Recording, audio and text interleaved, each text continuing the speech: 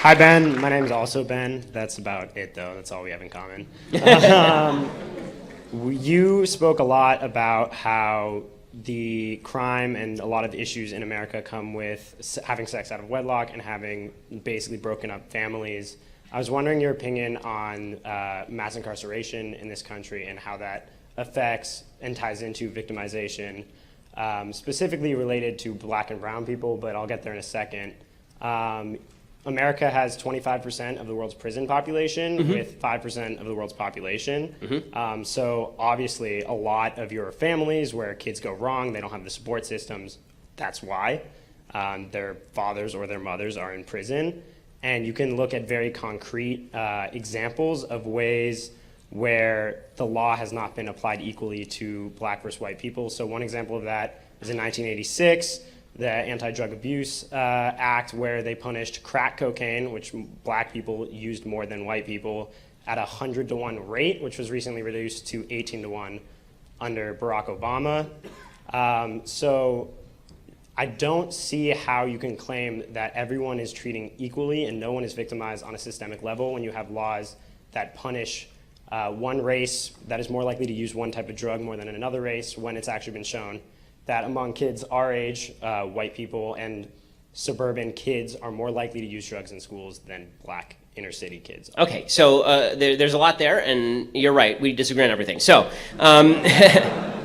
so to begin with, I don't believe in the concept of mass incarceration because that implies that the police are going into black communities with a lasso, rounding people up and taking them to jail for no reason. I don't think that's happening. Every person who is in jail has had a trial or a plea.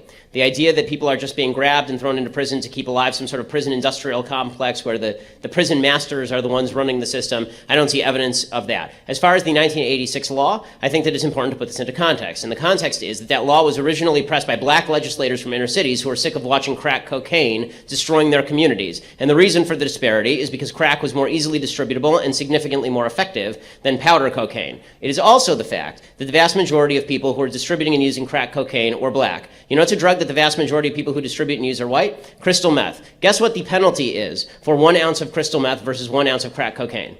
They are identical.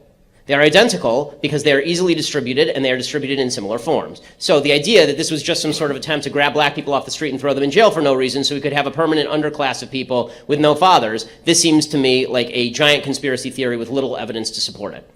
As far as the idea that these communities would be better if we just release people onto the streets. So I think it's important, again, to note the statistics here. The fact is the vast majority of people who are in jail for drug crimes are in for distribution, not merely for use. The idea that it's a black kid who's just smoking crack on the street who's getting picked up by the cops and thrown in jail, the justice system doesn't have time for that. Okay, the vast majority of even possessions that are pled down from distributions. Now, I've said earlier, I'm not in favor of the drug war. Okay, but I can tell you something. The people who are currently acting in criminal fashion in the drug war aren't going to be out acting as model citizens as a general rule. A lot of those people are going to be committing other crimes because this has been the history of the United States. When you make a substance illegal, the people who are criminals were criminals before and they're criminals after. Al Capone was not going to turn into a banker after Prohibition ended. And the same thing is true for a lot of the people who are committing criminal acts by distributing illicit substances. So I think that to pretend that the epidemic of single motherhood is going to end, all these guys are just going to decide, you know what, I've decided to marry that girl, I'm going to stay home, and it's going to be like Leave It to Beaver. When they were dealing crack on the corner to 12-year-old kids the day before, I think that's a little bit of a myth. Yeah, I want to respond to one specific point. You were saying the idea that cops are going into black communities and lassoing up black people is completely ridiculous. How would you explain the amount of black people in jail currently? Higher numbers of black people committing crimes. Well, that's not the case. It is absolutely the case.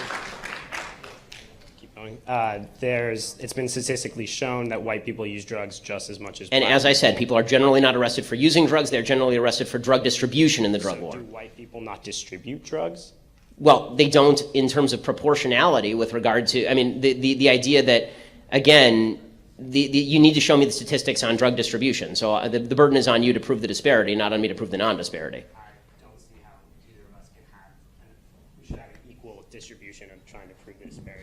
Well, you're the one who's accusing the criminal justice system of wild injustice. Again, I don't have the statistics in front of me, so it's hard for me to cite statistics on that particular aspect of drug distribution, but you'd have to show that there are a bunch of white people who are distributing drugs to the same extent as the black people in jail, and then tell me that they're not being treated equally. You can't just suggest that drug use is equal to drug distribution, because statistically it's not.